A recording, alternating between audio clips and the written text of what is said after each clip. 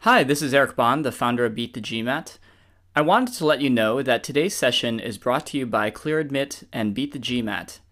If you like what you see today, please check out the new MBA admissions course we built together called Navigating the MBA Admissions Process. This is a complete course on how to get into business school from start to finish. It's a course that I wish that I had when I applied, and I think that you're going to love it. You can learn more by going to udemy.com/business-school. Thanks. Hi, I'm Stacy from ClearAdmit, and today we're going to be discussing Haas's essay questions. A little bit about me.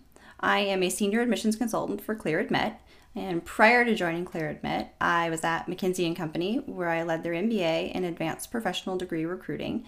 And prior to that, I was Assistant Director of Admissions at the Tuck School of Business at Dartmouth. So I've been in recruiting and admissions for about 10 years now, and I've been with ClearAdmit for 3.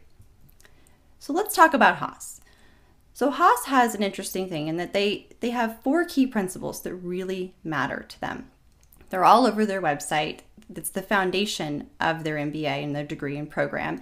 And it's something that they really want you to think about when you're applying. So just to quickly touch on each of those. One of them is to question the status quo, confidence without attitude, students always, and beyond yourself. So those are your 4 of them. And the reason I'm bringing this up is this is their culture. This is what defines their community. This is what you should be thinking about ultimately as you craft your essays. So applicants, I really encourage you to select examples and respond to each of the program's required essays in a way that touches upon each of these 4 principles. So let's move on to the questions themselves. There's 6 of them this year. Haas likes to ask a lot of questions. They're sort of famous for that. They tend to have more essay questions than the average school. I mean, on average, most have between 4 and 6, and Haas tends to be on the latter end of that and have closer to 6. They have 6 this year. All of them, with the exception of 1, are 250 words. That's not a lot. Most schools tend to average around 500. So what is Haas really saying by this? By 250 words, they really want you to get to the heart of your story immediately. You won't have time for an elaborate buildup. You won't have time to tell all the circumstances and the whole situation. You just have to get to the heart of the story. And in most cases, it's what was it and what did you do and what was the result? In most situations, that's really the key to success. So 6 essay questions. The last one is 1,000 words, and it's the why MBA question. We'll get to that at the end. But remember, 250 words. So when you think Haas, think concise. So the first question. What brings you the greatest joy, and how does this make you distinctive? So when I read this, I think this is a deeply personal question. I think that Haas is really trying to get to know you as a person and not as a business professional. Remember, Haas is a really small business school with about 250 students in the class. It really is one of the smallest business schools in the top 10. And so when you think about that, you have to think about, well, how am I going to fit in this class? How am I going to stand out? What makes me unique? And that really comes down to humanizing the application. And when I say humanizing it, I mean telling those stories that take place outside of the office, that take place in your personal life. Those are the things that matter, and that's what Haas is trying to find out. Because you probably are very qualified. If you're even considering to apply to Haas, you probably have a decent GMAT score, you have solid work experience, you've met the qualifications for an applicant. But what you're really looking for here is, why are you interesting? Why would someone want to sit next to you in class? What makes you distinctive? That's what you really want to think about. So when you think about that, those stories aren't going to be at work. They're not going to be about this project that brings you the greatest joy and that you can't wait to show up to do every day. That's insincere. That's going to really come across as transparent, and possibly even that you're not answering the question, that you were just trying to brag about something that really has nothing to do with what they're asking. So if I think about that, catch my breath. So if I think about that, I really want you to think about addressing this in a personal way. If you think about an example where you can talk about your work activities or career goals or something personal that really does matter a lot to you, that when you wake up every day, you're glad that you have. I mean, talk about that. But then back to my point earlier, 250 words. Really get to the point here and get to it immediately. Not this dramatic story of how this thing impacted you and brings you such joy, but what is it and why? Get to it immediately. Let's talk about the second essay. So what is your most significant accomplishment? Okay, so let's think about this one. Other schools ask similar versions of this question. Harvard actually asked a question that asks for your 3 most significant accomplishments. So this isn't really unfamiliar territory for most business school applicants, but it's asking for 1, not 3. So you really have to take a step back and decide, is it going to be personal? Is it going to be professional? And the reason I want you to do that, And it's really important as you're crafting your essays to think about all of them holistically and how they're going to fit together. Because if you already wrote about something personal for essay 1, then maybe something personal for essay 2 really isn't appropriate. So think about it that way. This probably could be professional, it could be personal. Just be sure that you're striking a balance. You don't want your application to be all about you as a person and not about you at work, because it looks like you're maybe avoiding the workplace. But then you don't want it to be all about work and not about your personal life, and then it looks like you have no life. So it's really about striking that balance. Okay, so as we move forward here, you want to select an impressive achievement, ideally one in which you had a positive impact on a group or a person or an organization. So the results matter, absolutely, but also the thought process that you used to get to the results. How did you achieve this? What made this so significant for you? It's not like you just showed up at work one day and got an award. You obviously did something to earn that. What was it? How did you earn it? How long did it take? What were the steps? What was the competition? Why did you win? Think about it that way. So remember, it doesn't have to be professional. It doesn't have to be personal. Strike that balance. If you wrote about personal in essay 1, maybe this is professional. Just be sure, again, that you're really covering all of the aspects of your personality in both professional and personal life in your entire application. All right, essay 3. So describe a time when you question an established practice or thought within describe a time when you question an established practice or thought within an organization. How did your actions create this positive change? Sorry, guys, I'm tongue-tied today. So basically, again, 250 words. You really just have to think about this from the crux of the situation. This is an opportunity for you to demonstrate your ability to act as a change agent. That is really important in a successful MBA candidate, and that's really important in a post-MBA career. So what the AdCom is trying to figure out here is, are you a leader? Can you take action? Do you know when to step up? That's what they're looking for. And so you need to pick an example that demonstrates that you have those qualities. So question the status quo principle, question the status quo could provide a nice opportunity for you to demonstrate your confidence with that attitude. And I'm going back to those 4 principles that we talked about in the beginning here. Think about those. As you're starting to craft your response for this, think about Haas's 4 principles. How can you weave those into your example here? This should be really straightforward. It should be very constructed. You should have a situation that led you to make a suggestion. And then you should be able to walk your reader, I cannot talk, guys, walk your reader through the process of enacting this change and provide a picture of the new improved state of affairs. So this is a lot to do in 250 words. I think it's going to be pretty hard. That's why you have to get straight to the point. It's sort of, what was the situation? How did you act? And what was the result? Think about it in those 3 pieces, and that's how you can construct this essay. This can be personal, this can be professional. Professional is probably better for this unless you're really involved in an organization where you have a leadership role and have an opportunity to step up. This could really be a nice professional essay. Essay 4. So describe a time when you were a student of your own failure. What specific insight from this experience has shaped your development? Okay. So this is an interesting question, and it's basically an opportunity to demonstrate your ability to objectively appraise performance and learn from mistakes.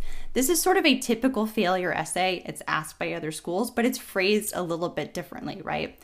You were a student of your own failure, not what was your greatest failure, not what was your biggest mistake. This isn't a mistake essay. This is a failure essay.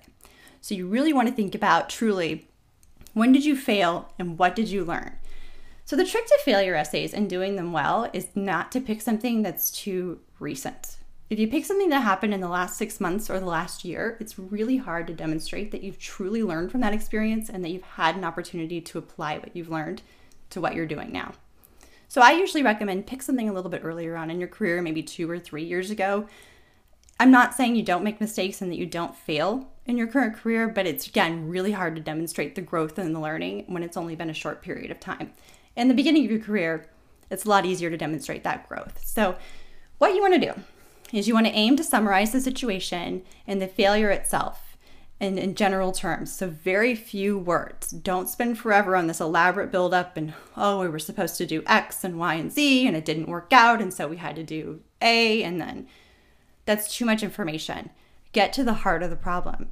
There was something that I was supposed to do and it didn't happen, and as a result, X. This was the result. This is what I learned from it, and this is how I've applied what I've learned to my future whatever it may be, to your future projects, to your future, whatever it is in regard to your professional development. That's what you want to talk about. So to break it down again, it's this is what happened, this is what I learned, and this is how I've been able to apply that to my future. That's what matters the most. Again, they're looking that you can learn from your failures, that you can grow professionally. We learn from mistakes. That's normal. Don't be embarrassed about your mistake. Also, or pardon me, your failure. Also, it's really important to think about in terms of your failure, everybody has them. And sometimes they seem pretty minor when you look at it, but they had a really big impact on you. And that's okay. I know I have clients who really struggle with this question because they feel like the failure should be something terrible. As a result, we lost this $1 million deal.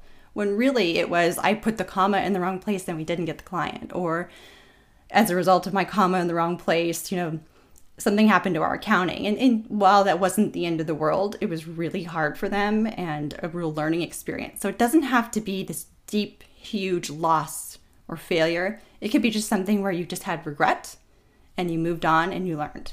So keep that in mind. So we're going to talk about essay number 5, just a quick sip of water here. Okay, so number 5. Describe a time when you led by inspiring or motivating others toward a shared goal. Okay, so Haas, again, small school, really focused on teams, really motivating each other, really close-knit community. Again, they're trying to figure out how are you going to fit here? How are you going to fit in with their community? So this really is requesting a very impressive story and a 250-word limit again. Gotta love this 250-word limit. So the nice thing about this, again, is you don't have to spend 1,000 words trying to do this great dramatic build up to what you did and how you inspired and motivated. It's 250 words to just say, this is what I did. This was the impact, the general sort of magnitude of the situation, and move on, right? So this is a great opportunity if you have an extracurricular activity that you want to talk about. A lot of times people don't have the opportunity to lead in the workplace by the time they apply to business school. When you're 2 or 3 years out, you usually don't have those experiences yet, right? You just haven't had that opportunity to lead. So extracurricular activities fit really nicely into this type of question. Remember, AdComs aren't expecting you to be this great leader. They're expecting you to have the qualities of a great leader. They want you to come to business school to learn how to be a better leader and go from there and lead. So they're not expecting you to have led teams or managed people. And there's a difference, by the way, between managing and leading. They're not expecting that. So don't think that if you don't have the significant work experience of leadership that you can't write this essay, because it really can take place outside of work. So maybe it's something that, you organized some sort of a, committee at work that goes and, works at a shelter on the weekend, or collected donations for something, or, you do team and training and you raise money for marathons and you organized a team for that, or the training sessions. I mean, really think personal. Think about things you do in your community. Think about things that you do on a personal level, and those will probably fit quite nicely here. But the whole point is that you want to be able to show the magnitude of the impact that you had. So an effective response will provide a clear outline of the process, which the applicant has inspired and motivated others, as well as a description, sorry, I'm stumbling here, of the positive results. So again, 250 words, just get to the heart of it, and you'll be in good shape. So the last essay here. This is where you finally get 1,000 words. So, and you need 1,000 words for this essay. So thank you, Haas, for recognizing that. I think that's really important. But that being said, let's actually talk about word limits here a little bit, because I've been stressing them a lot in this entire lecture. And I think it's really important to understand that 250 words is 250 words. 1,000 words means 1,000 words. There's sort of this general rule of thumb that you can go up or down by 10%. If you go way over 250 words, that's disrespectful. 1, of what Haas is asking you, and 2, of the time of the person who's reading your essay. You're basically saying, I'm worth 25% more of your time. Spend 25% more time reading my application than anybody else because I'm worth it. And that sends a really bad message. Now, having been an admissions officer, I can tell you that there's not this word count at the bottom of the page. They're not going to open your file and go, 317 words, we asked for 250. But they do know how long it should be. If they look at it, they know this essay should be a page. Wow, I'm turning through 3 pages to get to the end of this guy's essay. Or this essay should be a page and a half, and this one's, 2 pages. So they do sort of have a general sense of what it should look like. So that's why that plus or minus 10% rule works out okay, because you're just a couple of lines over. You're not pages over. So be respectful. So Just because you're finally given 1,000 words here doesn't mean you go crazy and write 1,500 because you finally feel like you have a voice. And just because you're asked for 250 doesn't mean that you can do 500. You really need to do 250. So anyway, I kind of went off on the word limits here, but I think it's something really important to think about. And I have a lot of clients who ask about that. So really wanted to touch on that. So the question here, there's a 2-part question. Let's talk about the first part. What are your post-MBA short-term and long-term goals? How have your professional experiences prepared you to achieve these goals? Okay, standard career goals question, right? You're asked this a lot. You can certainly, and you should, recycle material from your other schools. A great way to think about this is just to get a career goal statement written, and then you can tweak it and modify it for each school's question. So if they ask some sort of form of what are your career aspirations? What are your career goals? What are your short-term and long-term goals? You can take that general statement and then build your essays from that. So that's a great way to get started for this because it is short-term and long-term. So you can really map out the entire path. So the first thing you want to do is begin by stating your specific career goals as a framework. That's what they're asking you. So just tell them right away. You don't have to give some sort of long build-up as to why this is interesting to you and exciting and what you're going to do. Just tell them what you want to do. In the short term, I would like to do blank. And then you can move into the long term. And then from that initial framework, you can then sort of fill in the blanks, connect those dots. This is what I've been doing. This is where I'm sort of seeing the gaps in my skill set or my toolkit. And this is how the MBA can really help me fill those in. So that's when you start to talk about sort of the links from your previous experiences and how it's all going to come together. And this works even if you're a career changer, because there's something usually that you've done or you've experienced that sort of made that other career sound appealing to you. It's very rare that it's just like you woke up one day and out of left field you wanted to change careers with no other previous knowledge of that industry. Usually there's some sort of spark, like maybe you work in software but you got a chance to do some sort of financial analysis and you realized, wow, finance is actually a lot more interesting to me, right? So there's something that sort of sparked that interest, maybe a project or something. So even for career changers, you can still connect those dots. So then the next part of this question, you've told them your goals, you've connected the dots. So then they're asking you, well, how will an MBA from Haas help you achieve these goals? From Haas. I think that's really important to remember that they want to know about Haas specifically. They're basically saying, you better research our program or you're not going to get in. I mean, honestly, that's what this question is asking. If you kind of forget that part of this question, you're not going to convince them that you want to be there. And remember, it's a really small school. And I can tell you, having worked in an admissions committee at a very small school, when I was at Tuck, the class size was 240. They won't let you in if they're not convinced that you're going to come or that you want to be there. So if you sort of skip over this and don't really tell them why Haas, it's not going to work out. And it's really important also when you do your sort of why Haas research, don't just regurgitate their marketing materials. They wrote them. They put them out there. They know what they say. Don't tell them what they are. Dig deeper.